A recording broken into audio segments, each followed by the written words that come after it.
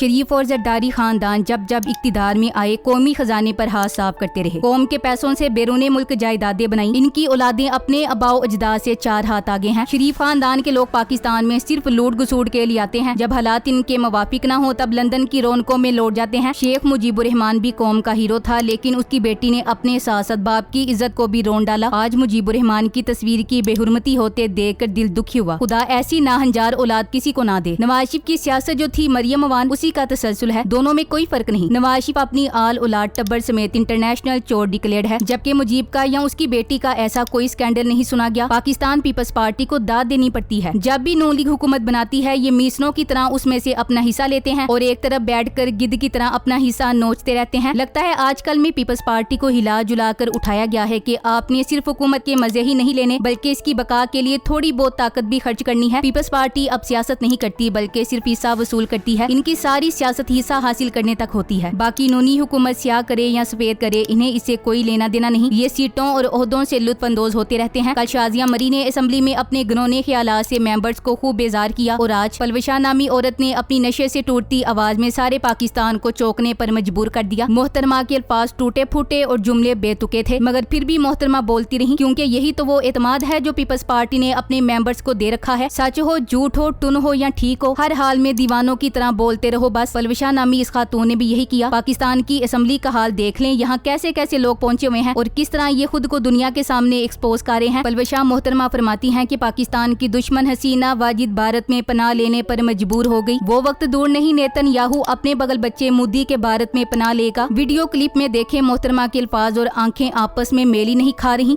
आज एक छोटी सी खुशखबरी है कि पाकिस्तान की एक दुश्मन हसीना वाजिद भाग के भारत में पनाह लेने पर मजबूर हो गई। इंशाअल्लाह मोदी और ये नेतन्याहू और अपने बगल बच्चे मोदी के भारत में वो वक्त दूर नहीं है कि ये वहां जाकर पनाह लेने पर मजबूर होगा। सेनेटर पलवशा जई खान का अजीबो गरीब बयान सुनकर इनकी पार्टी और हुकूमती मेंबर्स के कानों पर जूं भी ना रेंगी। उनका ख्याल होगा बोलती है तो बोलती रहे। और पाकिस्तान ने हसीना वाजिद को कब दुश्मन डिक्लेयर किया था? पलवशा पाकिस्तान पीपल्स पार्टी की हैं, इन्हें पीने के लिए कौन सा दूर जाना पड़ता है? अपने बैग से ही निकाल के 2 गूंद मार लिए होंगे, इसीलिए तो लहजे में जरा भी ठहराव नहीं। अब सवाल ये है कि ये शाम वाली पी गई है या रात वाली अभी तक उतरी नहीं है? क्या ये औरत सच में पी के आई है? नेतन्याहू तो अमेरिका का बगल बच्चा है, लेकिन अमेरिका का नाम लेते हुए पिपलियों को लकवा हो जाता है, क्योंकि अमेरिका इनका माई बाप है। इसीलिए अमेरिका का नाम लेते हुए बेचारों को ला जाती है। मुझे तो ये खातून बिल्कुल पागल वागल लग रही है। खुदा का वास्ता है, अगर अपनी पसंद के लोगों को लाना है तो पढ़े लिखे और बाशोर लोगों को आगे लेकर आएं। इस तरह की खचें कहाँ से ढूंढ लेते हैं? लगता है इसने दम वाला पानी ज्यादा ही पी लिया है। जाहिलों को पता नहीं होता कि बोलना क्या है। पीपल्स पार्टी वाले बस बहती गंगा में हाथ धोने आते हैं। इसकी आंखें देखें तो अंदाजा होता है कि ये टुन है। मुबैना तौर पर इसने कोई ड्रग ली हुई है, या फिर पलवशा ने जरदारी की दवाई की बोतल से कुछ गूंद ले लिए हैं खांसी का शरबत समझकर। इस पर इस बेचारी को तकरीर करने के लिए उठा दिया गया। अब इसे समझ नहीं आ रही कि कौन सा जुमला कहां पर बोले। इस तरह की फजूल बातें करने वाले को हालाते हाजरा के बारे में कोई समझ नहीं है, या हो सकता है कि वो समझे कि तमाम अहमक इसकी पैरवी कर रहे हैं और इसे संजीदगी से लेते हैं। इनसे किसी भी सोच की तवक्को है। एक तो ये बिना पर्चे दिए पास हो जाते थे, दूसरा बंदा इस उम्र में कुछ तो हालाते हाजरा पर इल्म हासिल कर ही लेता है। पर नहीं भाई, लूट मार करके मजे करने वाले बेशर्म हुक्मरान है ये। यहाँ शहबाज शरीफ के ट्वीट की तस्वीर आएगी। इस ट्वीट में शहबाज शरीफ हसीना वाजिद की मुबारकबाद का जवाब दे रहे हैं। उन्होंने तो फार्म 47 वाले को मुबारकबाद दी थी, तो फिर दुश्मन कहां से हो गई? ये लोग पूरे 5 साल सिर्फ फजूल किस्म की तकरीरें करते रहते हैं। क्या हम अवाम इनको टैक्स के पैसे से इन बेसरोपा बयानबाजी के लिए असम्बलियों में बेचते हैं? आखिर क्या करते हैं ये लोग अवाम की बेहबूद के लिए या इनकी जिंदगी बेहतर बनाने के लिए? आम शहरियों का क्या ताल्लुक इन बड़कों से जो ये असम्बली में खड़े होकर लगाते हैं? क्या इससे अवाम की जिंदगी आसान हो जाएगी? ये जाहिल औरत सिर्फ खबरों में रहने के लिए उल्टी सीधी तकरीरें करती फिरती है। नेतन्याहू की इतनी कम औकात है कि पनाह लेने इंडिया आएगा। इन बातों से ये तासुर जाता है कि ये लोग इंडिया को प्रमोट कर रहे हैं। अमेरिका इनका बादशाह है जिससे ये हद से ज्यादा डरते हैं। शर्म आनी चाहिए इन्हें जो जज्बात में इतनी बड़ी बड़ी बातें कर गईं। अब जरा ये भी बता दें कि जब बेनजीर साहिबा शहीद हुई थी तो किसी ने पूरे सिंध में तबाही मचाई थी। वो शख्स कौन था जो आज से कई साल पहले कराची में मिस्टर 10% के नाम से मशहूर था? और वो कौन है जो आज तक कच्चे के डाकुओं को पाल रहा है? 77 साल हो गए मगर आज तक सिंध को कच्चे के डाकुओं से निजात नहीं मिली। वो कौन सी ताकतें हैं जो इनको पाल रही हैं? शर्म तो आपको और आपकी पार्टी को आना चाहिए जो जो कभी मुखलिस नहीं रहे, बंगालियों ने एक तारीख रकम कर दी। दूसरी तरफ उन लोगों को मौका मिल गया है अपने शहीद महात्मा का मुंह धोने का। मुजीब अगर गद्दार था तो भुट्टो ने भी कोई कसर नहीं छोड़ी थी मामलात को बिगाड़ने में। इक्तिदार की चाहत इस पार्टी को विरासत में मिली है, फिर चाहे मुजीब हो या संजरानी, ये अपनी असलियत दिखाकर ही छोड़ते हैं। कराची में माहौल गुज़श्ता चंद दिनों से बना हुआ है और पीपल्स पार्टी के बयान से लगता है कि वो नून लीगी काबीना की नालायकी का बोझ मजीद उठाने से घबरा रहे हैं। सवाबी जलसा बड़ा हुआ तो खेल नए मरहले में दाखिल हो जाएगा। अब नून लीग वाले पीपल्स पार्टी को भी एक्टिव होने के लिए जोर लगा रहे हैं। पाकिस्तान जैसी जंग या तो नेल्सन मंडेला ने लड़ी या उर्दगान ने लड़ी, तीसरी मिसाल नहीं मिलती। अब इमरान खान वही जंग लड़ा है। क्या जनूबी अफ्रीका और तुर्क अवाम की तरह पाकिस्तानी अवाम इस जंग में अपने लीडर के साथ खड़े रहेंगे? ये सवाल है। बांग्लादेश जैसा इनकलाब तो 2 साल पहले पाकिस्तान में आ जाता अगर इन चोरों को बाजवा जैसों की सहूलतकारी ना मिलती। आज भी अवाम ऐसे इनकलाब के लिए तैयार हैं, लेकिन पीटीआई की लीडरशिप तैयार नहीं। वो नहीं चाहते कि इमरान खान बाहर आए। वो इस्लामाबाद से दूर जल्द से जुलूस करके तकरीरें करके नंबर बनाते हैं, लेकिन कोई ऐसा कदम नहीं उठाते जिससे इमरान खान की रिहाई मुमकिन हो। इसलिए चोर सहूलतकार के बाद तीसरी रुकावट पीटीआई लीडरशिप है। बांग्लादेश और श्रीलंका में अवाम का मुकाबला चोरों से था, सहूलतकार न्यूट्रल थे, इसलिए मुकाबला अवाम जीत गए। पाकिस्तान में अवाम का मुकाबला चोरों और सहूलतकारों के मुश्तरका गैंग से है, इसलिए ये जंग बरसगीर में आजादी की जंगों में सबसे बड़ी जंग है। पूरी दुनिया में हमेशा अवामी मज़ाहिमत ने ही गैर जमहूरी ताकतों और करप्ट हुक्मरानों को घुटने टेकने पर मजबूर किया है। बस पाकिस्तान की बदकिस्मती ये है कि 25 करोड़ आबादी के बावजूद वो इस ताकत से महरूम है। बैरिस्टर गौहर ने बिल्कुल सही मशवरा दिया है शहबाज शरीफ को, वक्त बदलते देर नहीं लगती। शहबाज शरीफ को चाहिए शेख हसीना से भागने का तरीका भी पूछ ले और रास्ता भी। हसीना वाजिद बांग्लादेश के बानी की बेटी थी, फौज का सरबराह उसका रिश्तेदार था और वो उस फौज से अपने मुखालफिन को कुचलती थी। इस बार भी अपनी उसी चीफ रिश्तेदार के इंतजार में थी कि वो मुझे बचाएगा, लेकिन अवाम का पारा देकर उसने उसको खुद ही कह दिया बस तैयारी करो। अदलिया ने उसके कहने पर दर्जनों मुखालिफ रहनुमाओं को फांसी पर लटकाया। इलेक्शन कमीशन ने धांधली से उसे 2 दफा जितवाया। आज अवामी तूफान में ये सब बह गए। साबित हुआ कि आदमी चीफ चाहे रिश्तेदार हो या साडा बंदा, जब अवाम यकजा व मुत्तहिद हो जाएं और मदद बारी ताला साथ हो तो उनके आगे कोई नहीं ठहर सकता। हामिद मीर कहते हैं हसीना वाजिद ने अपने एक रिश्तेदार जर्नेल को दिसंबर 2023 में CJS बनाया, फिर चंद महीनों में उसे आर्मी चीफ बना दिया, लेकिन मर्जी का आर्मी चीफ जनरल वकारुज़्ज़मान उनकी हुकूमत को बचाने में नाकाम रहा। सबक ये है कि हुकूमतें अवामी हिमायत से चलती हैं, आर्मी चीफ की हिमायत से नहीं चलती। बाप की कमाई इज्जत का जनाजा बेटी ने निकाल दिया। भुट्टो उस वक्त गलत था मगर उसकी बेटी ने शहादत और जमहूरी सोच से इज्जत कमाई। शेख मुजीब बांग्लादेशियों का हीरो था मगर उसकी बेटी ने आमराना सोच, जबर और फस्तायत को चुना। आज एक और सियासतदान नवाज शरीफ की बेटी भी तारीख की गलत समत खड़ी है। जैसे मरियम की करप्शन ने अपने बाप की करप्शन पर मोहर लगाकर बेड़ा गर्क कर दिया। थोड़ी बहुत इज्जत थी बेचारे गंजे की, वो भी इसकी बेटी ने खाक में मिला दी। नालायक औलाद बाप के मुंह पर कैसे कालक मलती हैं, ये हसीना वाजिद से कोई सीखे। बांग्लादेश के बानी और बंगालियों के दिल की धड़कन शेख मुजीब के मुजस्मों को आज उनकी औलाद की नालायकी की वजह से गिरा दिया गया। जनरल यहिया खान को शिकस्त देने के बाद आज बांग्लादेश की अवाम ने हसीना वाजिद को शिकस्त दे दी। इससे साबित होता है कि वो मुल्क दुश्मन नहीं थे बल्कि हर डिक्टेटर के उसूली तौर पे मुखालिफ थे। मशरिकी पाकिस्तान के लोग सिर्फ उसूल पे खड़े थे और आज भी खड़े हैं। इन्हें किसी की गुलामी कबूल नहीं। जब अवामी जोशो जज्बा एक तूफान की शक्ल इख्तियार करता है तो कोई भी ताकत उसे रोक नहीं पाती। आखिरकार अवाम की ताकत ने अपना रास्ता बना लिया और यूं अवामी तूफान में तमाम रुकावटों को तोड़ते हुए उनके हुकूमत के निजाम को बहा दिया। या हसीना वाजिद पाकिस्तान के शरीफों और जरदारों से ज्यादा जालिम थी? बहरहाल जालिमों का अंजाम यही होता है। सवाबी से एक नई तहरीक का जबरदस्त आगाज हुआ है। अब इस्लामाबाद में जलसा होगा, फिर लाहौर में। इजाजत मिले या ना मिले, खान ने हुक्म दिया है। इंशाल्लाह पाकिस्तान की हसीनाएं भी अब भागेंगी। बांग्लादेशियों ने हिंदुस्तानी माफिया से निजात हासिल कर ली, अब हमारी बारी है। याद रहे अमेरिका, बरतानिया, इसराइल के अलावा पाकिस्तानी रजीम चेंज का सबसे बड़ा किरदार भारत था। हमारे ऊपर भी भारतीय माफिया मुसल्लत हैं, हमें भी निजात लेनी पड़ेगी। Thanks for watching. Allah Hafiz.